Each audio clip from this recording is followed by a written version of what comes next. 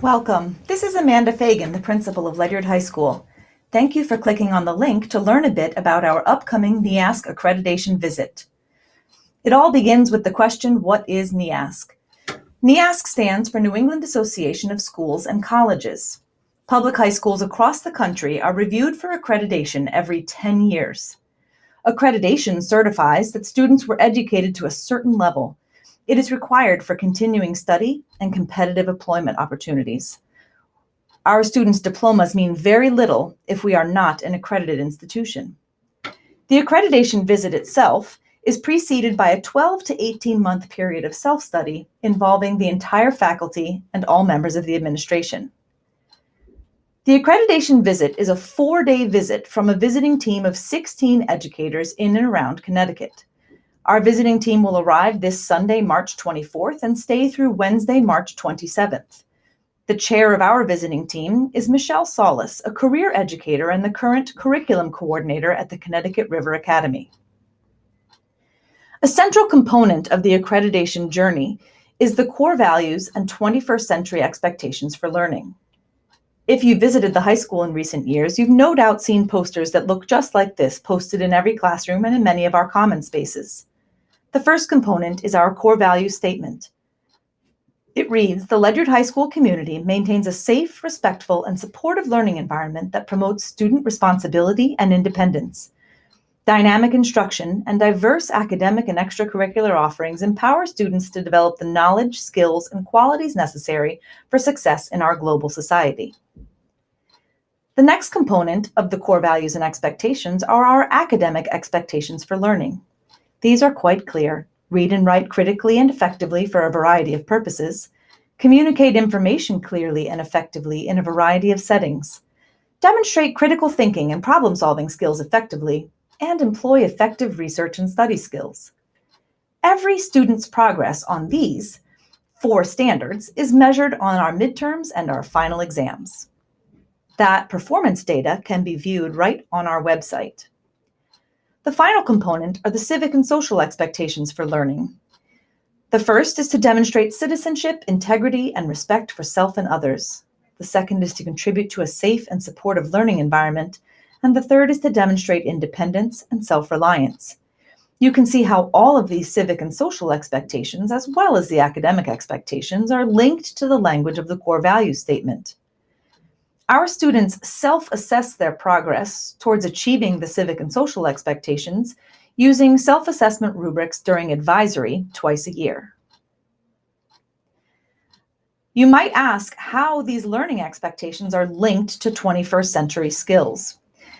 This simply provides you a bit of a frame of reference comparing the language of our expectations to some of the commonly accepted 21st century skills. Reading and writing, you'll notice, of course, are 21st century skills, as is communication. Problem solving and critical thinking are the next 2, which link neatly to the 21st century skills, as does research. In the world of civic and social expectations, you can see that citizenship and respect for self and others fall into place through engagement and intercultural fluency. A safe and supporting learning environment comes from collaboration and empathy. And independence and self-reliance are linked to leadership and resilience. Where did these things come from? Well, it's been a long process that began with parents, students, and teachers all the way back in June of 2015. At that time, teachers examined core value statements from other Connecticut high schools, spent some time identifying our own values, and writing drafts of core value statements. We picked up that work again in the fall of 2015 and finalized the core value statement itself after soliciting feedback from students through advisory and from parents through our Parent Advisory Council. We followed a similar process with our 21st century learning expectations. We began in the fall of 2015, as we did with the core value statements, by looking at exemplars from other Connecticut high schools. We then wrote our own lists. What are the skills that we prioritize for students? Similar to the core value statements, we took those lists to students through advisory and to parents through Parent Advisory Council and finalized the list. In December of 2015, faculty gathered together to compile the master list, discuss phrasing, revise some of those phrasings, and ultimately voting to decide on the final learning expectations. That spring, in 2016, we began the development of our school-wide rubrics to measure progress towards both the academic and the civic and social learning expectations. Again, we looked at rubrics from area high schools, as well as some that NEASC highlighted as exemplars. And then we used that as a starting point to shape rubrics around our own expectations. We really finalized those in the fall of 2017 and rolled them out last year in spring of 2018 on our final exams. When it comes to the self-study process, so what is it that we've been focused on for the past year and a half? We're looking at 7 accreditation standards. The first 4 can be seen here: core values, beliefs, and expectations for learning, which I've just been discussing, curriculum, instruction, and assessment. These are the teaching and learning standards, and you can see by the graphic that they all inform one another.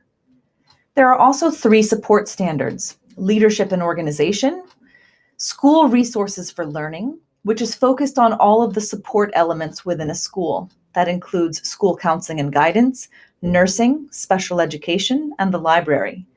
And the last standard is the community resources for learning standard, which focuses a bit more on the facility, infrastructure, budgeting, and the relationship between the school and the town. So what have we been doing in the self-study? We began in November of 2017 by assigning committees. Teachers made requests for the top 3 of those 7 standards that they'd like to serve on. We made final selections, and teachers began work. There's a great deal of research involved, a number of indicators to be addressed. Teachers conducted interviews, spoke with various stakeholders, began to compile information, and ultimately began to write their report. Our first reports were approved in June of 2018, and they rolled through last fall semester, wrapping up just before winter break in December. The process of approving reports is fairly straightforward. Each standards committee shares their report with the entire faculty at large through Google Docs. Then the entire faculty had the opportunity to read those reports and to offer suggestions and comments in terms of potential revisions, additions, or omissions. We discussed those suggestions as a group at a faculty meeting and ultimately voted, with the majority voting to approve the report and then waiting for the majority to approve what level of achievement we scored on that particular standard: exemplary, acceptable, limited, or does not meet the standard.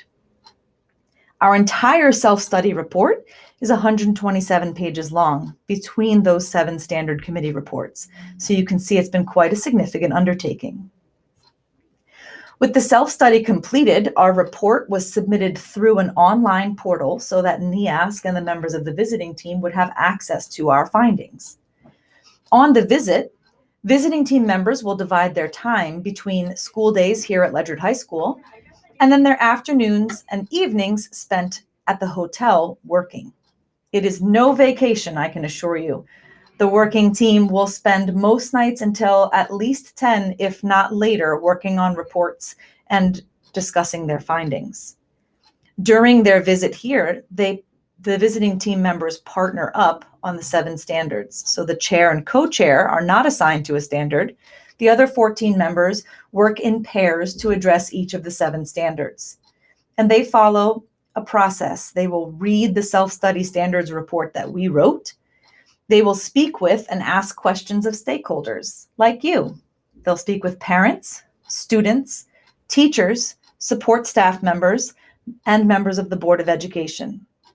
They will visit classrooms to observe teaching and learning. Each member will shadow a student for 2 blocks on either Monday or Tuesday, so they will get a feel for what it is like to be a student at Ledyard High School across all grades, contents, and ability levels. They will examine artifacts, documents, and evidence that could range anywhere from examples of student work all the way to safety reporting, paperwork about, for example, maintenance on our elevator, any number of pieces. They'll look at the budget closely. They will look at staffing, at teacher assignments, all sorts of different documents, artifacts, and evidence. And finally, each pair will write a response report to our report. So the visiting team will ultimately generate a fairly lengthy report based upon the 7 standards. As noted, the visiting team, while they were here, will have conversations with the Board of Education, central office administrators, the building principals throughout the district, teachers, standards committee, parents, and your students. They will take a detailed facilities tour. They will also visit classrooms, shadow students, enjoy lunch in the cafeteria. They will examine student work, documentation, and artifacts provided for them by LHS and the district. This could include, as I mentioned, maintenance records, safety information, and more. And finally, they will complete a process of writing, revising, and approving response reports for each standard. So this is a very long and complicated process. What does it mean to us as a community and as a school? Well, I can tell you what happened last time. Last time, at the 2008 visit, Ledyard High School was placed on warning for 3 of the standards: curriculum, assessment, and community resources for learning. This graphic gives you an idea of all that has been accomplished in the decade since then. Having been placed on warning for curriculum, we entered a lengthy, extensive curriculum revision process. We have done complete overhauls to the 5 core areas: English, social studies, science, mathematics, and for us, agri-science. All of those have been aligned to national standards. We upgraded our technology infrastructure, which was one of the concerns found by the 2008 visit. Not only has bandwidth and capacity been expanded in the entire district, at Ledyard High School, we have 2 years of a 1-to-1 Chromebook initiative, so all of our freshmen and sophomores have Chromebooks. In addition, some simple pieces such as interactive whiteboards have been infused throughout the building. At the time of the 2008 visit, the only classrooms with interactive whiteboards were our 5 world language classrooms. We now have interactive whiteboards throughout the building.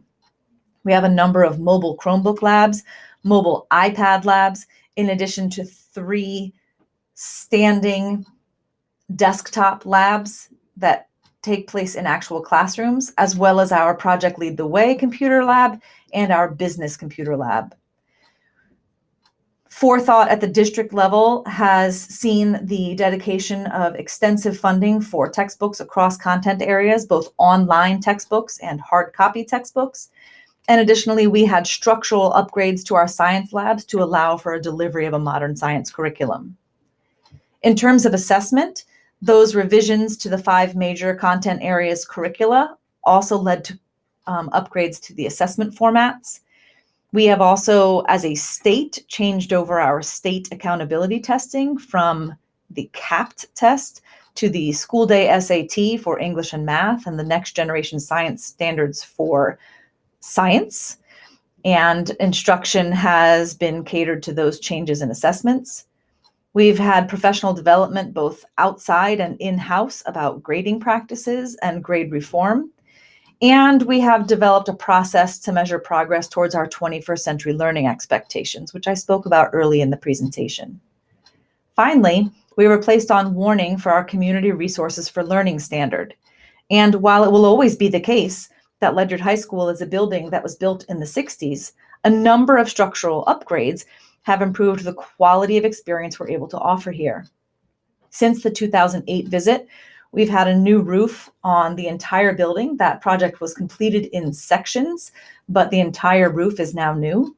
Additionally, an asbestos abatement, which has cleared any traces of asbestos from all of our floor tiles, as well as through our underground tunnels and piping.